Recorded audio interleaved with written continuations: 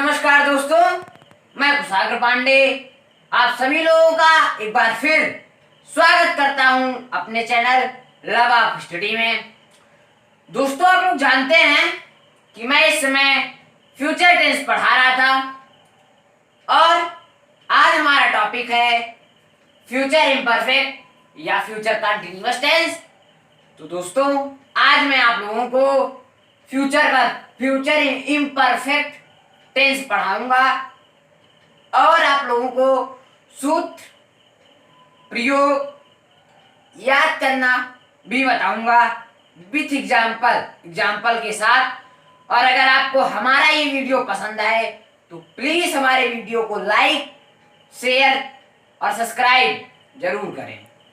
दोस्तों, अगर आप हमारे चैनल पर नए हैं तो जल्दी से पहले चैनल को सब्सक्राइब करें, उसके बाद बेल आइकन को दबाएं ताकि जो वीडियो हम अपलोड करेंगे वो आप लोगों तक जल्द से जल्द पहुंच जाएगा। तो आइए देखते हैं आज का टॉपिक फ्यूचर इम्परफेक्ट टेंस या इम्परफेक्ट को क्या कहते हैं। मैंने पिछले वीडियो में बताया था इम्परफेक्ट को कंटीन्यूअस टेंस भी कहते हैं। तो आइए देखते हैं इम्परफेक्ट टेंस फ्यूचर। सबसे पहले मैं आप लोगों को स्ट्रक्चर बताऊंगा, जैसे कि हर वीडियो में आप लोगों को मैं स्ट्रक्चर ही सबसे पहले बताता हूं, ठीक उसी क्रम में इस वीडियो में भी मैं आप लोगों को स्ट्रक्चर सबसे पहले बताऊंगा। स्ट्रक्चर में जानते हैं, क्योंकि मैं बार बार बता चुका हूं, ढांचा। यहाँ पे क्या कहा जाएगा? सूत्र जान जाइए। सब्जेक्ट कर्ता के साथ शैल बी का प्रयोग होगा, नहीं तो बिल बी का प्रयोग होगा। चाहे शैल का प्रयोग हो चाहे बिल का प्रयोग हो, दोनों में से किसी का भी प्रयोग होता है तो बी जरूर लगेगा। अगर बिल का प्रयोग होता है पास्ट इम्परफेक्ट में, केवल और केवल पास्ट इम्परफेक्ट में बिल बी लगेगा, अन्यथा किसी में भी और ना पास्ट इंडिफिनिट में लगेगा ना प्रेजेंट इंडिफिनिट में, बी किसी में भी नहीं लगेगा। ना पास्ट इम्परफेक्ट में लगेगा ना प्रेजेंट इम्परफेक्ट में लगेगा बी, केवल बी फ्यूचर इम्परफेक्ट में लगेगा। और इसके साथ वर्ब की चौथी अवस्था, क्रिया की चौथी अवस्था और अदर वर्ड का प्रयोग होता है। तो क्या जाने? सब्जेक्ट मीन्स कर्ता और शैल, कर्ता के साथ शैल का प्रयोग हो। अभी शैल बिल का भी प्रयोग हम बताएंगे आप लोगों को कैसे होता है शैल और बिल का प्रयोग। और शैल बिल के साथ अगर सब्जेक्ट के साथ शैल या बिल लगा तो उसके साथ बी जरूर लगेगा। ये हमारा हेल्पिंग वर्ब है, सहायक क्रिया है। ये हमारा आईएनजी फॉर्म है। ये हमारा अदर वर्ड अन्य शब्द या कॉम्प्लीमेंट है। तो आप लोगों को स्ट्रक्चर समझ चुके होंगे, स्ट्रक्चर को फार्मूला भी कहते हैं। स्ट्रक्चर आप लोग समझ चुके होंगे। इसी क्रम में आगे बढ़ते हुए मैं आप लोगों को पॉइंट टू रिमेंबर याद करने की बिंदु बताने जा रहा हूं। आइए देखते हैं पॉइंट टू रिमेंबर की पहली बिंदु। इस टेंस में आई तथा बी के साथ shall plus be plus verb के फोर्थ फॉर्म का प्रयोग होता है। इस टेंस में आई तथा बी के साथ शैल बी, आई और बी के साथ शैल का प्रयोग होता है। किसके साथ शैल का प्रयोग होता है? आई और बी। शैल का प्रयोग हुआ, शैल के बाद बी लगेगा, फ्यूचर इम्परफेक्ट में बी लगेगा। उसके बाद आईएनजी फॉर्म क्रिया की चौथी अवस्था का प्रयोग होता है। एग्जांपल देते हुए स्पष्ट करने जा रहा हूं। आई हमने लिखा हुआ है, आई हमारा क्या है? कर्ता है, सब्जेक्ट है। यहां वाला आई यहीं उतार के रख दिया। इसके बाद शैल लगाऊंगा, आई के साथ शैल का प्रयोग हुआ। आई यहाँ पे भी आई के साथ हमारा शैल का प्रयोग हुआ। इसके ठीक बाद यहाँ बी का प्रयोग हुआ था, मैंने भी यहाँ आई शैल के बाद बी का प्रयोग, शैल के बाद बी का प्रयोग। क्रिया की चौथी अवस्था वाक का फोर्थ फॉर्म क्या होगा? वॉकिंग। तो वाक का वॉकिंग यहाँ क्रिया की चौथी अवस्था लग गई। आई सब्जेक्ट, शैल भी सहायक क्रिया और वॉकिंग क्रिया की चौथी अवस्था है। तो आप लोग समझ चुके होंगे आई शैल बी वॉकिंग, यानी मैं टहलता रहूंगा, मैं घूमता रहूंगा। इसी क्रम में दूसरा एग्जांपल आप लोगों के बीच, वी यही वाला बी, इस बी के साथ सेल का प्रयोग होगा। यही वाला सेल यहाँ पे है बी सेल, सेल के बाद बी, बी सेल बी, गो का फोर्थ फॉर्म क्या होगा? गोइंग। बी सेल बी यानी हम लोग जाते रहेंगे, हम लोग जाते रहेंगे। सब्जेक्ट, हेल्पिंग वर्ब और वर्ब के फोर्थ फॉर्म का प्रयोग हुआ है। आप लोगों को पहले भी समझ में आ चुकी होगी। इसी क्रम में दूसरी बिंदु है हमारी यू तथा थर्ड पर्सन कर्ताओं के साथ will plus be plus verb के फोर्थ फॉर्म का प्रयोग होता है। किसके साथ? यू तथा थर्ड पुरुष थर्ड पर्सन अन्य पुरुष या प्रथम पुरुष के साथ कर्ताओं के साथ विल का प्रयोग और क्रिया की चौथी अवस्था या आईएनजी फॉर्म का प्रयोग होता है। जैसे एग्जांपल दिया हूं, दे, दे हमारा क्या है? थर्ड पर्सन अन्य पुरुष और प्रथम पुरुष और सब्जेक्ट कर्ता भी है। विल भी सहायक क्रिया, राइटिंग क्रिया की चौथी अवस्था, दे विल बी राइटिंग, वे लोग लिखते रहेंगे। इसी क्रम में दूसरा एग्जांपल है you will be reading, you will be reading, तुम लोग पढ़ते रहोगे। यू के साथ विल का प्रयोग हुआ।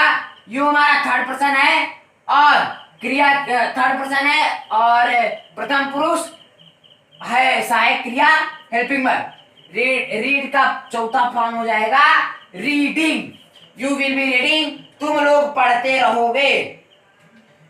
ईटीसी अन्य शब्द इसी प्रकार के आप शब्द बना सकते हैं। मेरे ख्याल से सूत याद करने की बिल समझ में आ चुकी होगी एग्जाम्पल के साथ। इसी क्रम में आप लोगों को पहचान बताने जा रहा हूं। आइए देखते हैं पहचान। वाक्य के अंत में, वाक्य के अंत में रहूंगा, रहेंगे, वाक्य के अंत में रहूंगा, रहेंगे, रहेगी, रहेगा आदि शब्द आए तो हमारा क्या कहलाएगा? फ्यूचर इम्परफेक्ट टेंस या फ्यूचर कंटीन्यूअस टेंस कहलाएगा। रहूंगा फ्यूचर टेंस का पहचानने का तरीका हुआ कि अंत में गा, गे, गा, गी आदि शब्द आए तो केवल फ्यूचर टेंस का फार्मूला है रहा, रहूं, रहे, रहे, रहू, रहे, रहे, रहे आदि शब्द आए, रहा, रही, रहू ये आदि शब्द आए तो इम्परफेक्ट या कंटीन्यूअस टेंस का पहचान है। अभी मैं वीडियो के लास्ट में या अभी तुरंत मैं आपका एग्जांपल देके क्लियर करने जा रहा हूं। इसका एग्जांपल रहूंगा, ये पहचान का एग्जांपल देते हुए आपको अभी तुरंत क्लियर करने जा रहा हूं, तो आप लोग पहचान समझ जाएंगे, आसानी से समझाऊंगा। मैं गाता रहूंगा, दोस्तों मैं गाता रहूंगा, मैंने पहचान बताया था वाक्य के अंत में रहूंगा, रहेगा, रहेगी आदि शब्द है तो वाक्य के अंत में क्या है? रहूंगा। पहचान है हमारा past sorry future imperfect tense का, ये क्या है? पहचान। वाक्य के अंत में रहूंगा आ जाए तो हमारा क्या कहलाएगा? फ्यूचर इम्परफेक्ट टेंस कहलाएगा। और प्रयोग में विल के साथ बी, सेल के साथ बी का प्रयोग हो तो क्या कहलाएगा दोस्तों? फ्यूचर इम्परफेक्ट या कंटीन्यूअस टेंस कहलाएगा। आइए देखते हैं इसका ट्रांसलेशन। मैं इंग्लिश आई के साथ मैंने गोइंग टू रिमेंबर में क्या बताया था? सेल, आई सेल, सेल के साथ बी, आई सेल बी गाता, सिंग का fourth form singing, I will be singing. I हमारा क्या है? सब्जेक्ट, सेल भी हमारा क्या है? हेल्पिंग वर्ब जिसे क्या कहते हैं? सहायक क्रिया। सिंगिंग हमारा क्या है? वर्ब का फोर्थ फॉर्म। आई के साथ सेल भी के साथ सिंगिंग क्रिया की चौथी अवस्था का प्रयोग हुआ। मैं गाता रहूंगा, आई विल बी सिंगिंग। ट्रांसलेट ये पहचानी वाक्य के अंत में ये आया, ट्रांसलेशन में भी आया तो हमारा क्या कहलाएगा? फ्यूचर कंटीन्यूअस टेंस या फ्यूचर इम्परफेक्ट टेंस। इसी क्रम में दूसरा एग्जांपल, अंकित खेलता रहेगा। अंकित हमारा क्या है? थर्ड पर्सन है, अन्य पुरुष है और कर्ता भी यही है तो अंकित के इंग्लिश अंकित। अंकित के साथ थर्ड पर्सन मैंने दूसरा बिंदु क्या बताया था? अन्य पुरुष, थर्ड पर्सन के साथ विल बी का प्रयोग होता है।